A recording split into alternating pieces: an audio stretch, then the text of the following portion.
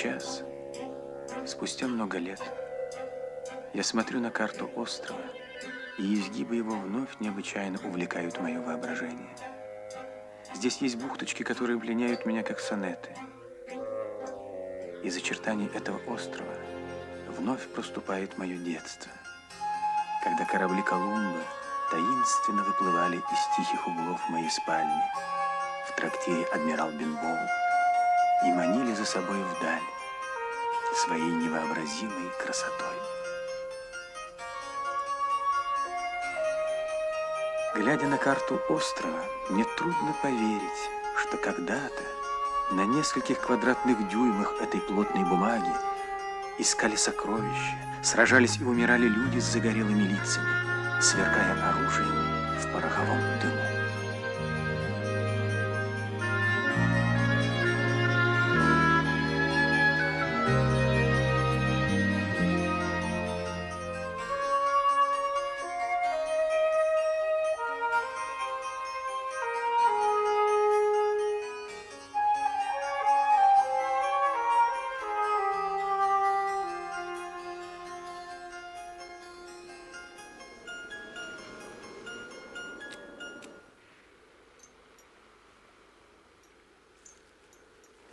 Джим, как ты сказал, зовут этого островитянина? Он назвался Беном Ганом. Как мне кажется, приближается время приемных часов достопочтенного мистера Гана, а? Так, воспользуюсь-ка я затишьем и нанесу ему визит. Ты говоришь, он мечтает о сыре? Да, сэр. Джим, ты видел мою табакерку? Угу. Сейчас ты узнаешь, как полезно быть лакомкой. Ты думаешь, в ней табак? Нет, в ней кусочек пармезана, итальянского сыра. И этот сыр мы отдадим мистеру Гану.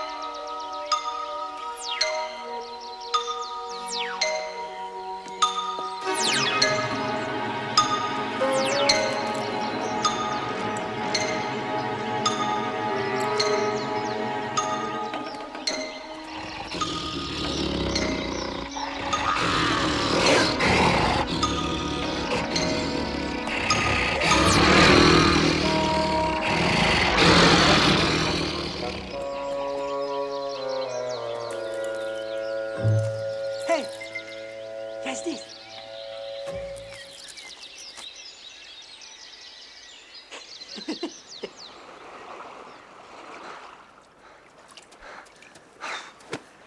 Доктор высадился на берег и направился на север. Болван. Ты его выследил? Он как сквозь землю провалился. Что-то они затеяли. Гарри! Гарри! Иди, выследи доктора.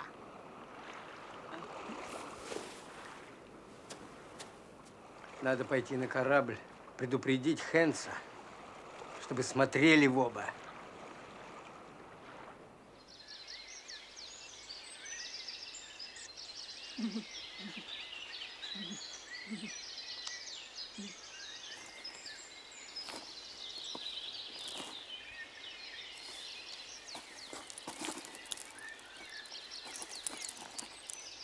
Ваш Юнга проболтался. Что вы намерены отыскать здесь сокровище Флинта? Так уж получилось, что карта Флинта у нас. На ней рукой самого Флинта помечено, где все лежит. Карта Флинта. Карта Флинта бита. Вы увезете меня домой? Слово джентльмена. Да. Я оставался на корабле, когда Флинт зарыл на этом острове свои сокровища. С ним было еще 6 моряков. Здоровенные, сильные люди.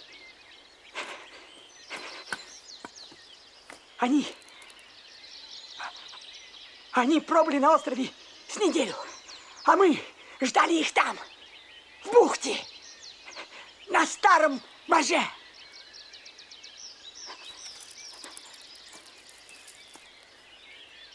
В один прекрасный день мы увидели шлюпку. На ней был Флинт. Голова его была повязана синим платком. Сходило солнце. Он был бледен, как смерть, и плыл к нам. Один. Остальные 6 были убиты. Как он расправился с ними, никто из нас никогда не узнал. Он был один против 6.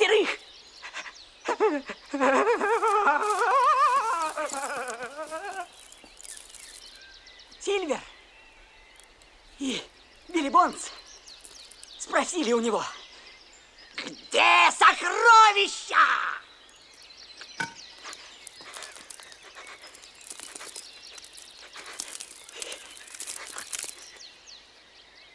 Ступайте на берег и поищите.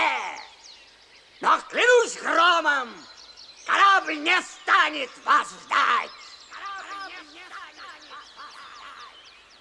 Так сказал старый Флинт. Я провел в плаваниях 30 лет, но такого еще не случалось. Корабль. Это первый корабль, который мне пришлось потерять. Не скорбите, сэр. Вы во всем действовали правильно и мудро. А вина на мне одном. Это я затеял экспедицию, и я же набрал экипаж со свойственным мне легкомыслием. Почти только из одних разбойников. Корабль, вот что меня мучает. А что, если они все-таки изловчатся поднять паруса Испаньолы и начнут пиратствовать на моем корабле?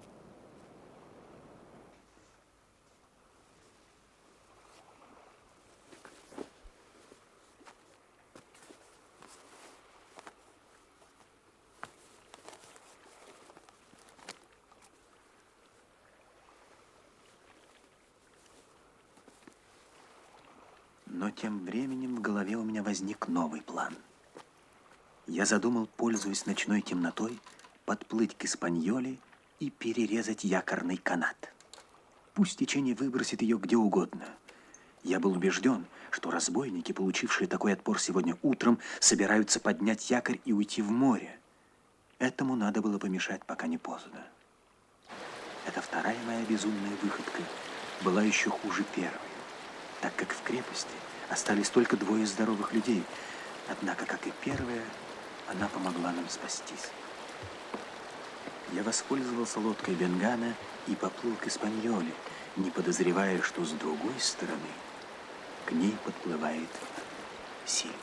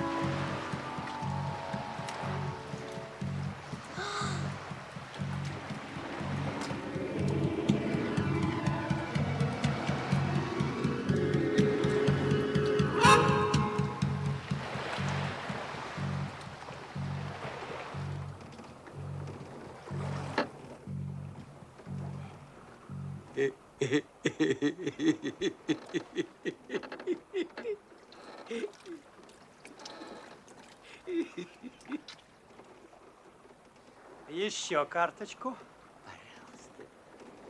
Еще. Хватит.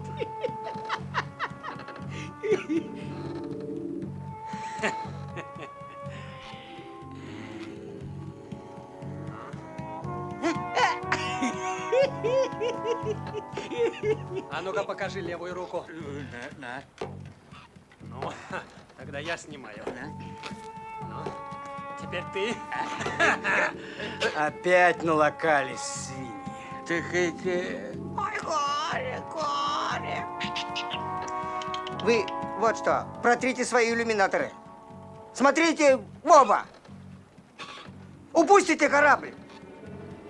Убью. Не упустим, Джон.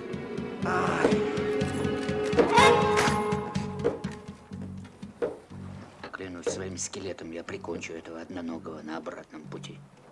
Что ты сказала, Брайан? Я не проронил ни слова. Я не знаю, что слышали твои ослиные уши. Сыграем по последней. Вскоре ялик с Сильвером отчалил от Испаньолы и понесся к берегу. Я подбежал к мачте и сорвал проклятый черный флаг. Затем перерубил якорный канат, но бурный поток внезапно подхватил шхуну и потащил ее в открытое море. Мы удалялись от берега, и я был в отчаянии. Стрена, ну-ка, подбрось мне перышко. Я слегка надрежу твои ослиные уши, чтобы они могли лучше слышать.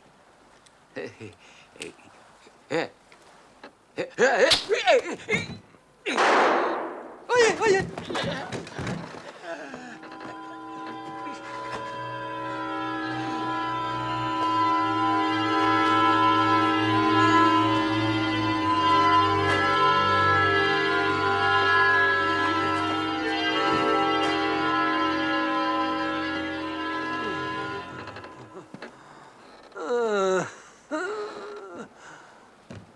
Джим, а ты откуда взялся?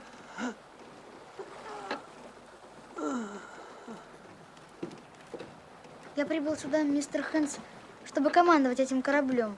Впредь до следующего распоряжения считайте меня своим капитаном. Что за несчастный корабль это Испаньола? Сколько людей убито на этой Испаньоле? А сколько бедных моряков погибло с тех пор, Джим, как мы с тобой покинули Бристоль. Никогда я не видел такого неудачного плавания. Я ранен, Джим. Можно я тебя попрошу, спустись в трюм и принеси мне... Забыл, что мне... Да, принеси мне какую-нибудь тряпицу, чтобы перевязать рану. Поторопись, Джим.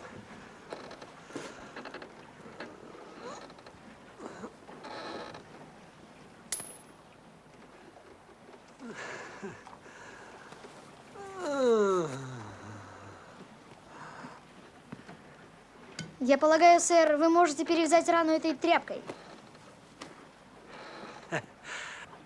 Мне кажется, капитан Хокинс, вы были бы не прочь высадиться на берег.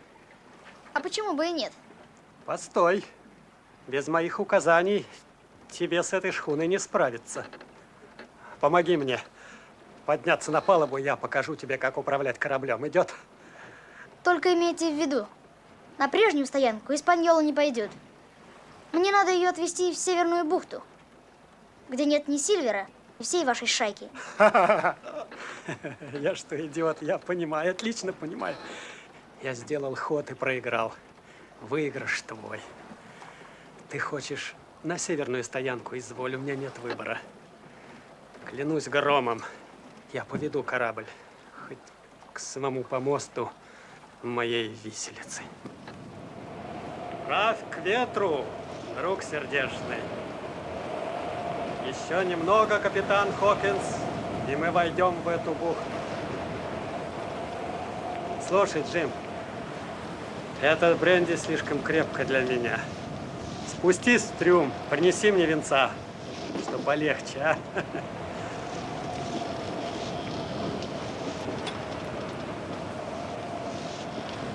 Я послежу за штурвалом, блин.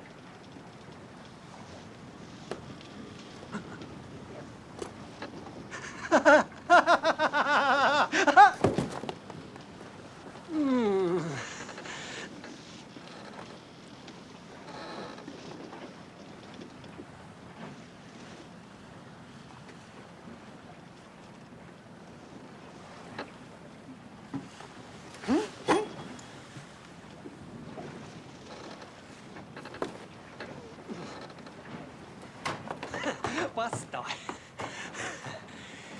Друг сердечный, корабль мы привели в бухту.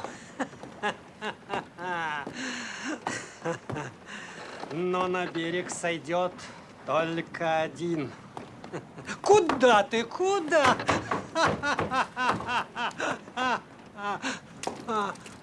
Если вы еще хоть немного двинетесь, мистер Хэнс, я спущу курки.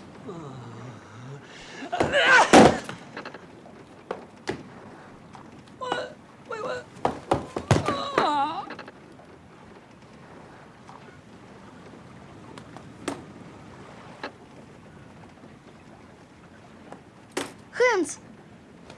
Хэнс, ты что? Хэнс. Долго я не мог прийти в себя. Тем временем бухту окутали сумерки, и шхуна неожиданно врезалась в песок и села на мель. Я вышел на берег и бросился через весь остров к своим друзьям.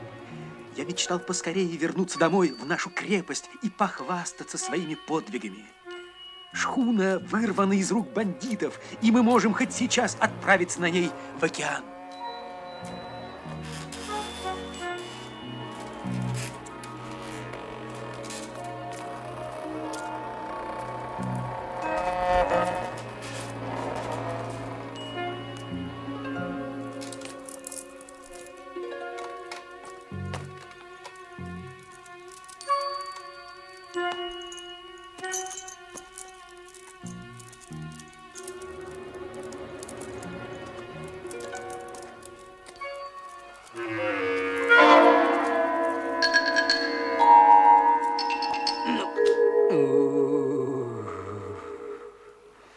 Да это Джим Хокинс, наш молодой друг, пришел к нам в гости. Ну что ж, я рад тебя видеть. Какой приятный сюрприз для бедного старого Джона. Пиастры, пиастры, пиастры. Ах, Джим, когда-то и я был молодой и красивый. Я всегда хотел, чтобы ты присоединился к нам, получил свою долю сокровищ и умер в роскоши богатым джентльменом. Капитан Смолетт хороший моряк. Прежде всего долг, говорит. И он совершенно прав. А ты убежал от него. Ты бросил своего капитана. Даже доктор назвал тебя неблагодарным негодяем. Он говорит, неблагодарный негодяй. Доктор говорит. Что здесь происходит? Почему вы здесь? А где мои друзья? Что у нас происходит? Много бы отдал, чтобы понять, что у нас здесь происходит. Заткнись! Но ведь тебя же не спрашивают.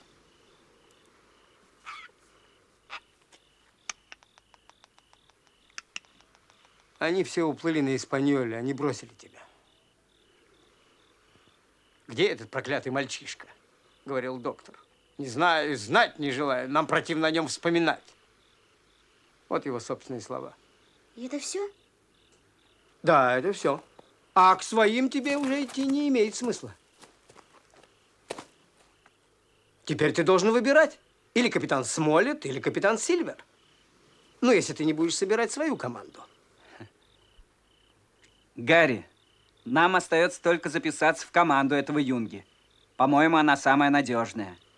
Джим, ты возьмешь нас вместе с попугаем Сильвера? Долой капитана. А попугая бы я взял. Смейтесь, смейтесь, я вам не завидую. Корабль вы прозевали, сокровищ не нашли, а людей потеряли. Ваше дело проиграно. Что же вы перестали смеяться-то? Смейтесь. А хотите знать, кто во всем этом виноват? Я и больше никто. Это я сидел в трюме под камбузом в ту ночь, когда мы подплывали к острову. И все слышал, что говорили вы, Джон Сильвер, и ты, Дик Джонсон, и что говорил Хэнс. И все, что я услышал, тотчас же рассказал капитану. Это я обрубил у шхуны якорный канат и отвел Испаньолу в такое потайное место, где вам ее никогда не найти. А куда делся О'Брайен? О'Брайена убил Хэнс. А Хэнс? Умер от испуга. А кто же его напугал? Я. Ничего не понимаю. Ты напугал О'Брайена и увел Хэнса в такое потайное место, где мы его никогда не найдем. Это я понял.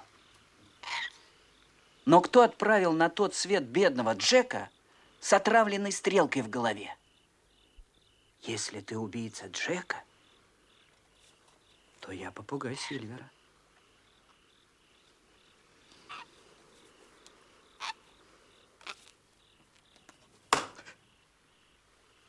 Пиастры, пиастры, пиастры. Мне сдается, мистер Сильвер, что вы здесь самый лучший человек. Если мне доведется погибнуть, то скажите доктору, что я умер не бесславной смертью. Буду иметь это в виду. Не забудьте, что это он тогда узнал черного пса. Клянусь громом, это тот самый мальчишка, который выкрал карту из сундука Билли Бонса. Наконец-то Джим Хокинс попал к нам в руки. Пустить ему кровь. Точно! На место! Том Морган! Может быть, ты думаешь, что ты здесь капитан? Да пусти!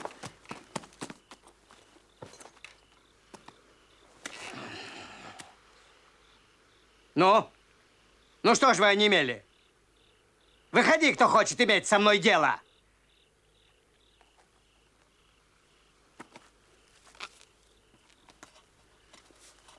Молодцы. Нечего сказать. Мне по сердцу этот паренек. Кто тронет его, будет иметь дело со мной. И запомните это.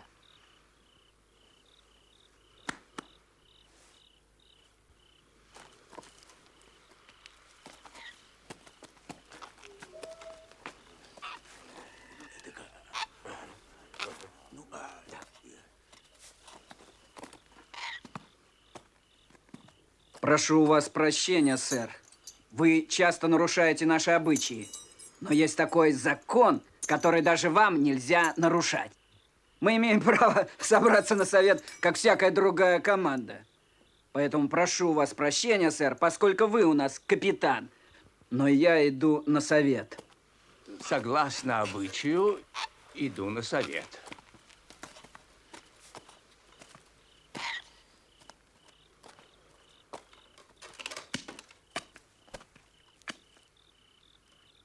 Вот что, Джим Хокинс, ты на волосок от смерти, они хотят разжаловать меня.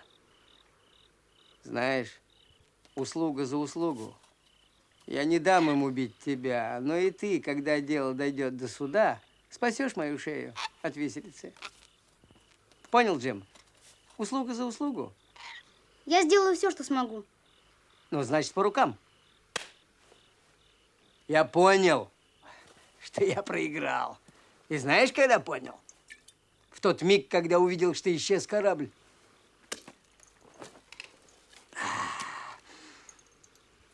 Вот что я хочу спросить у тебя, Джим. Зачем это доктору нужно было отдавать мне карту? Тут что-то кроется. А вот что, хорошее или плохое? Позвольте, сэр, взять на 1 минутку головню. Она нам понадобится. Да, давай, бери.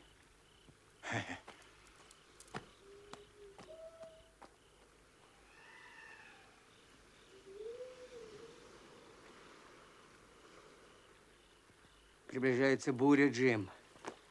Ну что ж, пусть идут. У меня есть чем их встретить.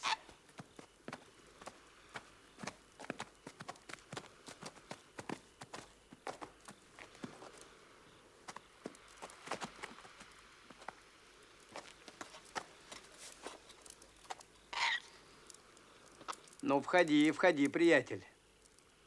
Не бойся, закон я знаю. Парламентера не трону.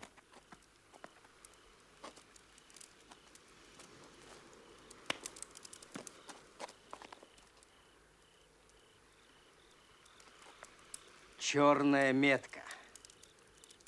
Я так и думал. Довольно болтать, Джон Сильвер. Переверни черную метку, как велит наш обычай, и посмотри, что на ней написано. Ну, да. Тогда, может быть, заговоришь по-другому. Да, спасибо, Джордж. Ты человек дела. О, какой красивый почерк. А что ж тут написано? Низложен.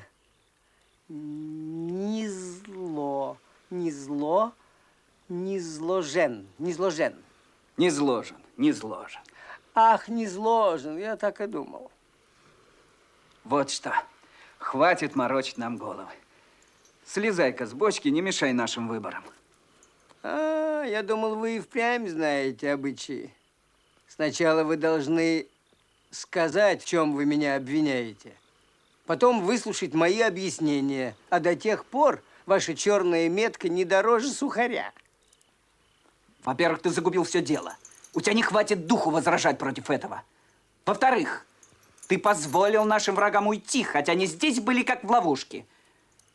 Зачем им надо было уйти, я не знаю, но они хотели уйти и ушли. И ты это им позволил. В-третьих, ты заключил с ними договор. Двойную игру ведете, капитан. В-четвертых, зачем ты заступился за этого мальчишку? Это все? А тебе этого мало? Нас, по твоей милости, заставят сушиться на солнышке. Ладно, я буду отвечать по порядку. Вы говорите, что я провалил дело? Да если бы вы слушались меня, мы бы сейчас плыли на Испаньоле. Жрали бы пудинг с изюмом. А золото лежало бы у нас в трюме под ногами. Кто меня торопил? Кто меня подталкивал? Не вы? Не терпелось вам. Спятили с ума, как только завидели остров. Кто начал всю эту дьявольскую пляску? Эндерсон, Хэнс и ты, Джордж Мэри. Из них ты только один еще остался в живых. И у тебя хватает наглости лезть в капитаны? У тебя, погубившего чуть ли не всю нашу шайку! А ты не ругайся. Отвечай дальше, по пунктам. Клянусь, мне тошно говорить с вами. И как это ваши мамаши отпустили вас в море? В море! Это вы-то, джентльмены удачи? Лучше попрошайничали где-нибудь бы на суше. Хватит болтать, Джон Сильвер. Отвечай. Хватит болтать!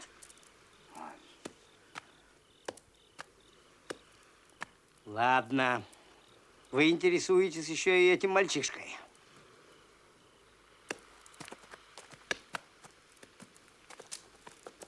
Дурачье. Ведь он же наш заложник. Неужели мы должны убить заложника, может быть, последнюю нашу надежду? Поняли теперь? В конце концов, сюда должен прийти другой корабль. Так было условно, если Испаньола не придет в Бристоль. Ну и последнее. Почему я заключил с ними договор? Смотрите. Смотрите. Может, среди вас найдется грамотей, который узнает подпись самого старика Флинта. Ну, давай, давай, разворачивай быстрее. Ну? Вот крестики, которые он поставил, где закопал все золото. Это он написал. Он. Я хорошо помню его росчерк. Вот буквы. Д, Ф. И потом мертвый узел. Ты гляди, куда он все закопал. Теперь нам осталось только пойти и взять. Тут же все показано. Только пойти и взять золото. Ага. Золото, золото. Куда мы с ним денемся? Как увезем, если у нас нет корабля? Еще минуту, я буду драться с тобой, Джордж. Почем я знаю как? Нет, я больше не желаю быть у вас капитаном. Все. Я нашел им сокровища, а Джордж Мэри и все они проворонили корабль. Все, нет, выбирайте кого-нибудь другого. С меня хватит. Сильвера в капитаны. Сильвера на веки веков. Джона Сильвера в капитаны.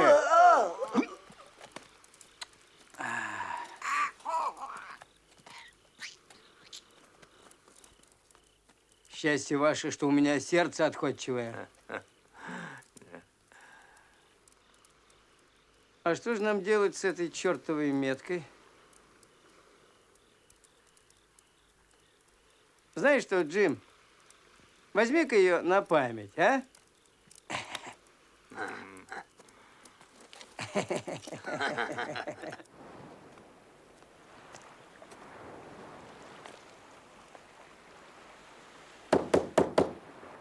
Эй, гарнизон, вставай! Доктор пришел! О, с добрым утром, сэр. Рано же вы проснулись. Ранняя пташка больше корма клюет, как говорят в народе. Джордж, Да. сын мой, помоги доктору зайти на корабль. Все у нас в порядке, доктор. Ваши пациенты чувствуют себя веселей. А у нас есть для вас маленький сюрприз. Новый жилец. Совсем юный жилец, сэр. Проспал борт-оборт со старым Джоном всю ночь. Что? Джим у вас? Он самый. Ладно. Займемся делом. Покажи язык. Сильнее. Да, хорош он у тебя, ничего не скажешь. Значит, и у этого лихорадка. Вот тебе порошки. Глотай их 3 раза в день. С тех пор, как я стал тюремным врачом у мятежников, мой святой долг — сохранить вас в целости и сохранности для виселицы, которая всех вас ожидает в скором будущем. И тебя, Том Морган.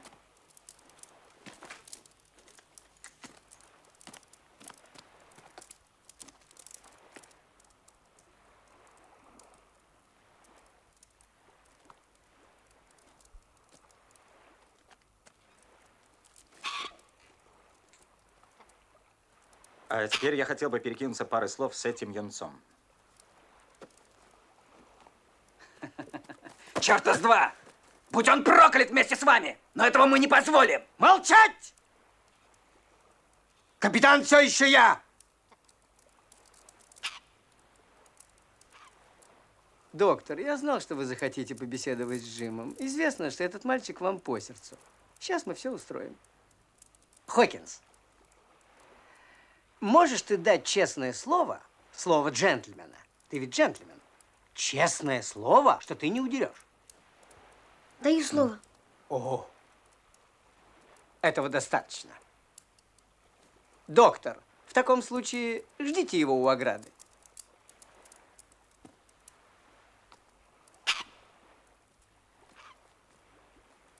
Я готов чистить сапоги этому доктору ромом. Пойдем, Джим. Отпусти его, Гарри.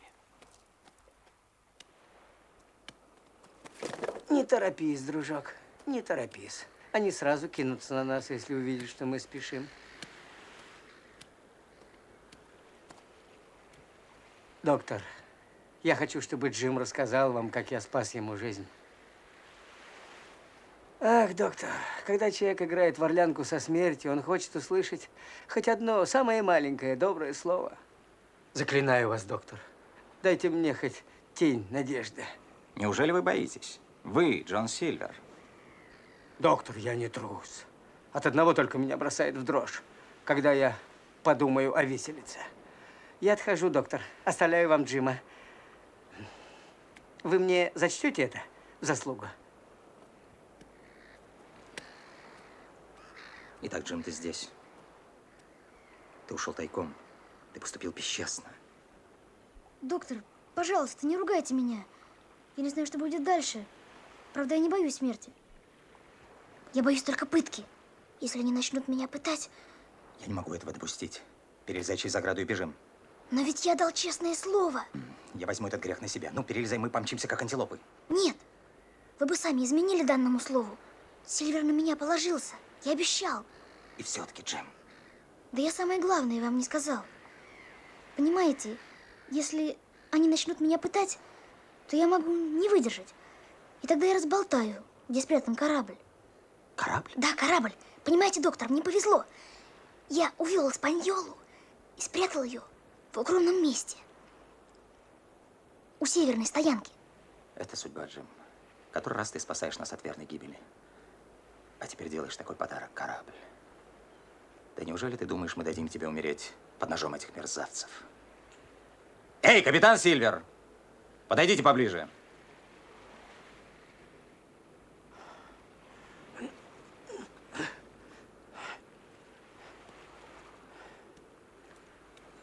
Слушаю вас, сэр.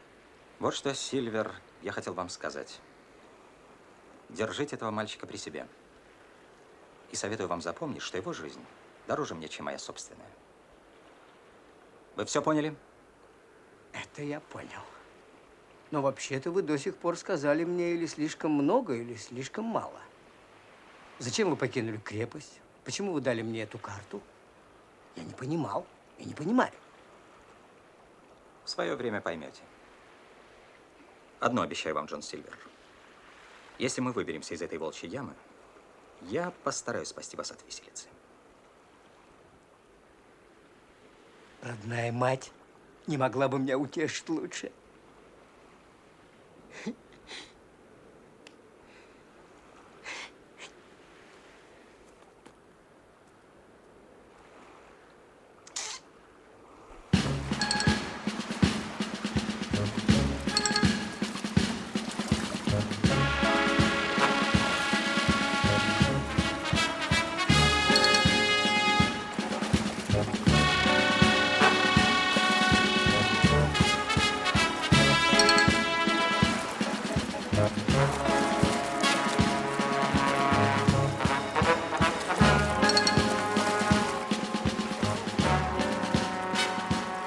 На следующий день мы сели в лодку и поплыли в сторону, указанную на карте крестиком.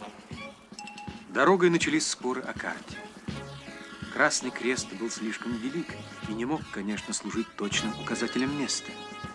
Вы помните надпись на карте? Высокий знак на плече подзорной трубы, направление к северу от севера-северо-востока, остров Скелета, восток, юго-восток и на восток. Итак, нужно было отыскать этот знак. Вокруг моей поясницы обвязали веревку, и я послушно поплелся за поваром. Меня вели, как дрессированного медведя. Сильвер, смотри!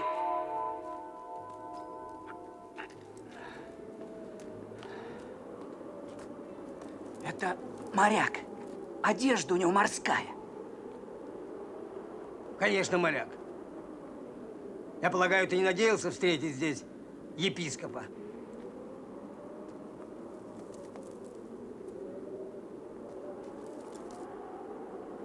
Я начинаю понимать.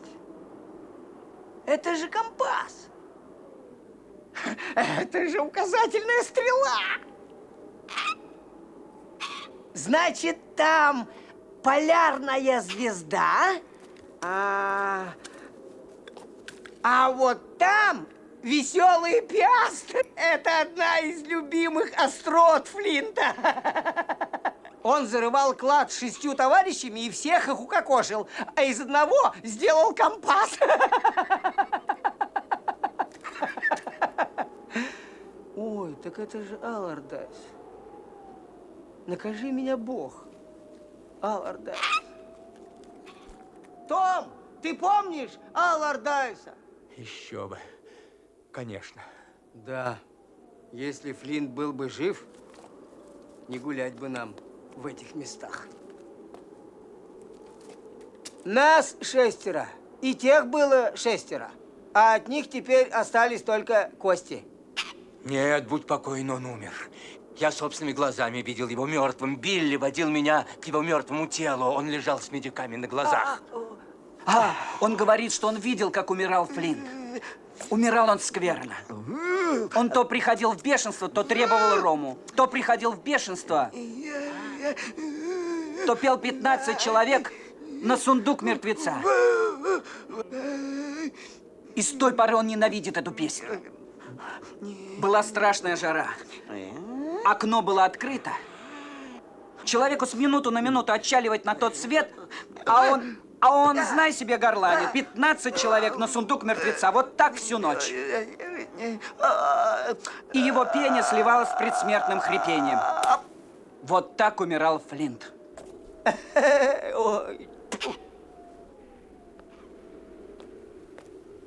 Дерби Магроу! Рамбо! Дерби Магроу! Рамбо! 15 человек на сундук мертвеца! 15 человек на сундук мертвеца! Это Флинт.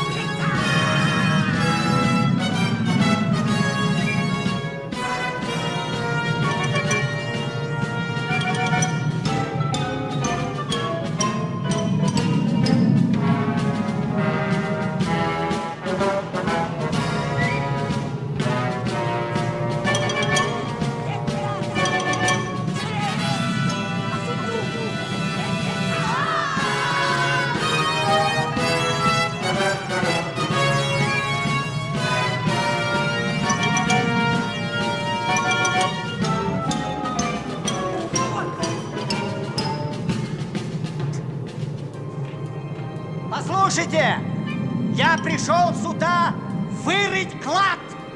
И никто, ни человек, ни дьявол меня не остановит. Я не боялся Флинта, когда он был живой, черт возьми! Не испугаюсь его, мертвого! Здесь лежат 700 тысяч фунтов стерлингов. И неужели хоть один джентльмен удачи способен повернуться кормой к этой куче денег? Из-за этого синерожего пьяницы, да к тому же еще и дохлого! Сильвер, не оскорбляй привидения! Прошу тебя, Сильвер, остановись!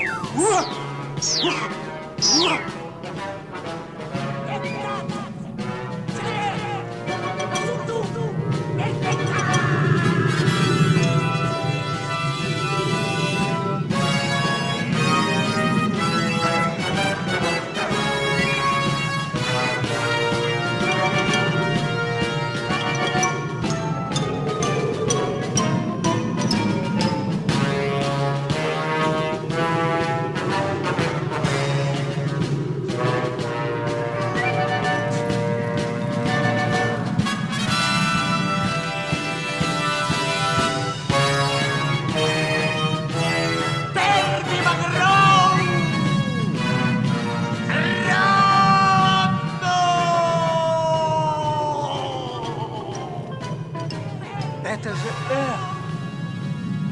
Это же эхо. А разве у привидений бывает эхо? Это верно, Джо. Ну и голова у тебя. Это голос был вроде как у Флинта. И все же это был другой голос. Клянусь дьяволом, это голос Бенгана. Точно. Правильно, это голос Бенгана. А велика ли разница? Флинт мертвый и Бенган мертвый. Да плевать мне на этого Бенгана. Живой или мертвый, мне все равно. Мне кажется, что мы взяли другой галс. Вот! Вперед! Эй, Джо! Вот оно, то место! И вот, наконец, они увидели знак, который искали. При мыслях о деньгах все их страхи исчезли. Вспыхнули глаза, шаги стали торопливее, тверже. Сильвер, конечно, надеялся захватить сокровища, потом ночью найти Испаньолу, перерезать всех нас и отплыть в океан, как замышлял вначале. Вдобавок, перед моими глазами невольно вставала трагедия, когда-то разыгравшаяся в этих местах. Мне мерещился разбойник с посиневшим лицом, который умер в саванне, горланя песню и требуя рома. Здесь собственноручно он убил 6. Эта пещера оглашалась когда-то предсмертными криками. Мне чудилось, что я сейчас слышу стоны и вопли несчастных.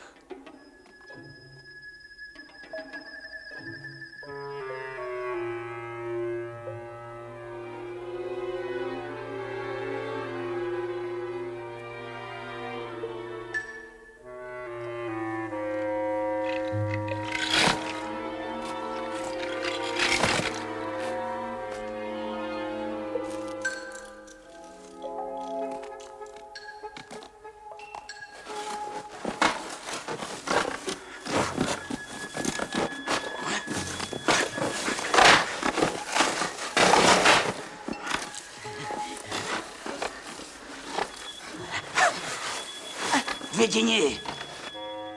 Это что ли твои 700 тысяч? Ты, кажется, у нас любитель заключать договоры. У тебя, по-моему, все удается, деревянная ты голова. Копайте. Копайте, я говорю. Может быть, найдете 2 земляных ореха. Их так любят свиньи. Вы слышали, что он сказал? Он же все знал заранее. Гляньте ему в лицо, там же все ясно написано. Вот!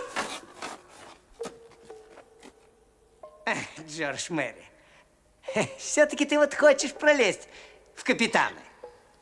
Такой напористый малый.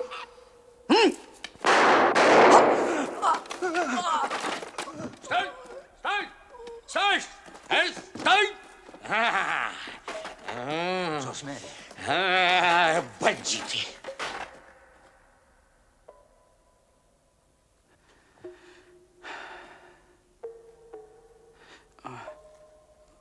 Ну что, Джордж Мэри, я полагаю, что мы с тобой в расчете. Эх ты, повар. Ничего, встретимся, скоро встретимся. Отойди, не загораживай дорогу.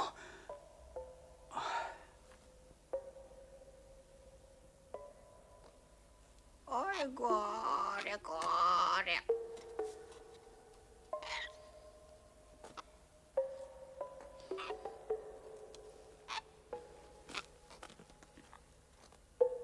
Благодарю вас, сэр. От всего сердца благодарю. Вы поспели как раз вовремя, чтобы спасти нас обоих.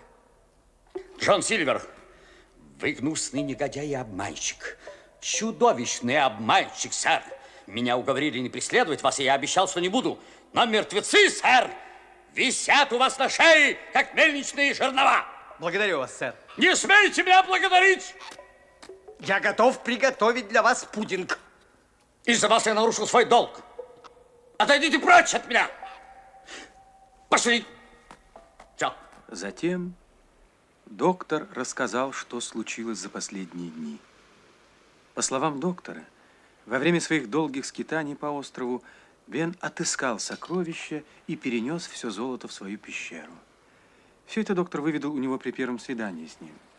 Следующим утром, увидав, что корабль исчез, доктор пошел к Сильверу, отдал ему карту, которая теперь не имела никакого значения, и предоставил ему крепость со всеми припасами, так как пещера Бенгана была в изобилии снабжена соленой козлятиной. 3 дня мы переносили сокровища на корабль. Это были слитки золота, драгоценности, монеты самой разнообразной чеканки, монеты с изображением всех европейских королей за последние 100 лет, странные восточные монеты. В этой коллекции были собраны деньги всего мира. А Бенган в который раз рассказывал историю нахождения клада. После того, как Джон Флинт отправился на тот свет, команда распалась. И я вскоре оказался на другом корабле. А 3 года назад мы плыли мимо этого острова. «Ребята», — сказал я, — «здесь Флинт зарыл сокровища. Сойдемте на берег и отыщем их». Капитан очень рассердился, но все матросы были со мной заодно, и мы причалили к этому берегу. 12 дней мы искали сокровища и ничего не нашли. С каждым днем мои товарищи ругали меня все сильнее и сильнее. Наконец они собрались на корабль. «А ты, Бенджамин Ган, — сказали они мне, — оставайся здесь. Вот тебе мушкет, лом, заступ. Оставайся здесь и разыскивай денежки старого Флинта». Так сказали они мне. И уплыли, а я остался и нашел денежки Флинта. И вот теперь они здесь.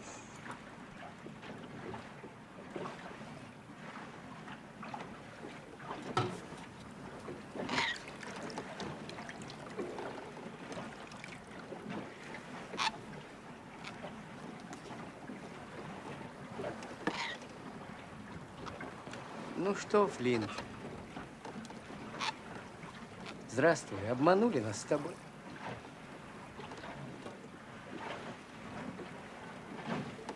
Обошли.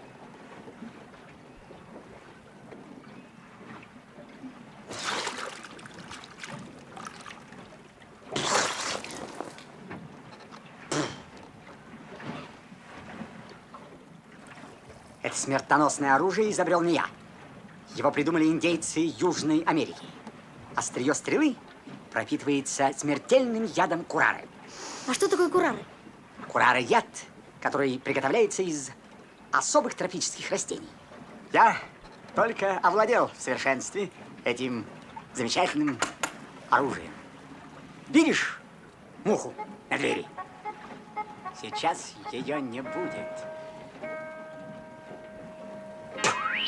О, горе, горе.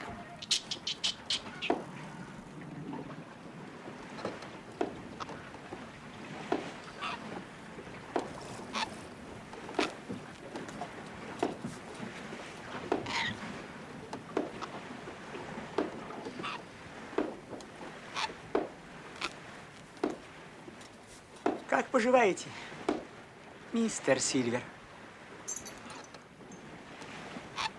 Неплохо, Бен. Неплохо. Ах, Бен, Бен. Какую шутку сыграл ты со мной.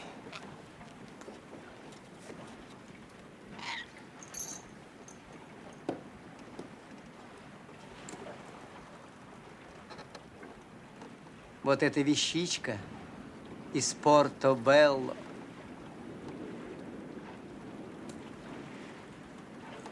А вот эта корона была отнята у вице-короля Индии с острова Гоа. Ты помнишь его, Флинт?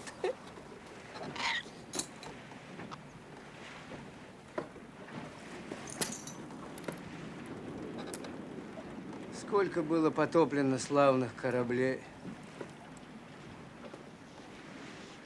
Сколько погибло храбрых людей. Ах, какая была пальба из пушек. Сколько лжи и жестокости. А ради чего? Вот Флинт правильно сделал, что зарыл эти сокровища. А ты, Бен, нашел их и откопал. И думаешь, они принесут тебе пользу. А я-то старый дурак. Что так душно, Флинт? Продал трактир. Старуха меня ждет в условленном месте.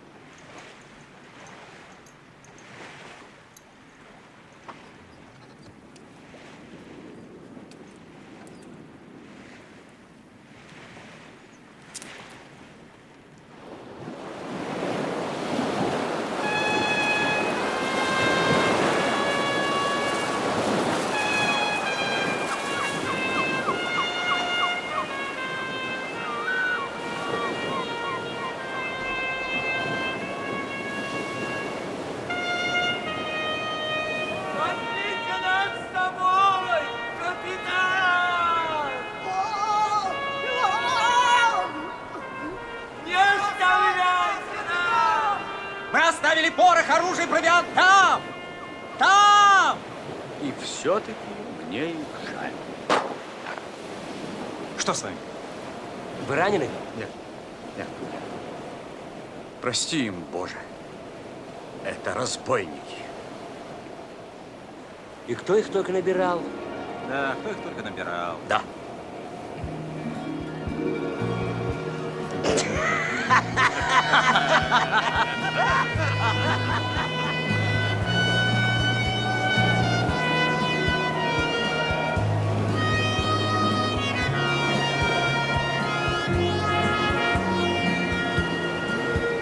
Юнган, Да, сэр. на бушприте не рассколько поправить? Есть, сэр.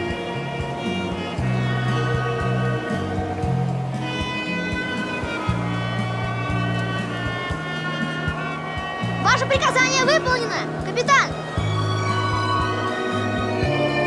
Будет моряком.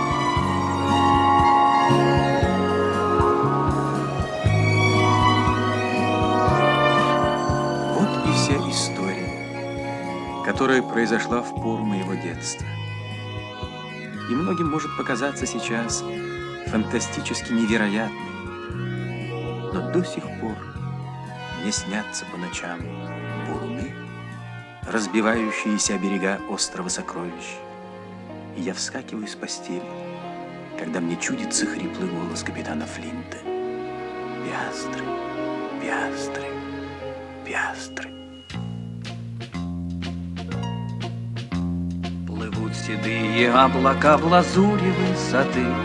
Я, как мальчишка, погружен в мечты, И, изменяясь на лету, уходят облака в мечту. Они плывут, как сны, точь-точь, прочь, прочь, прочь.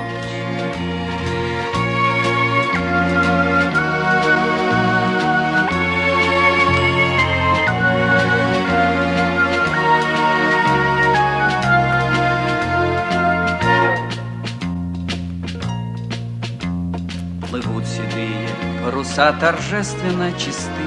Я, как мальчишка, погружен в мечты. И, уменьшаясь на лету, плывут кораблики в мечту, не в силах ветра превозмочь. Прочь, прочь, прочь.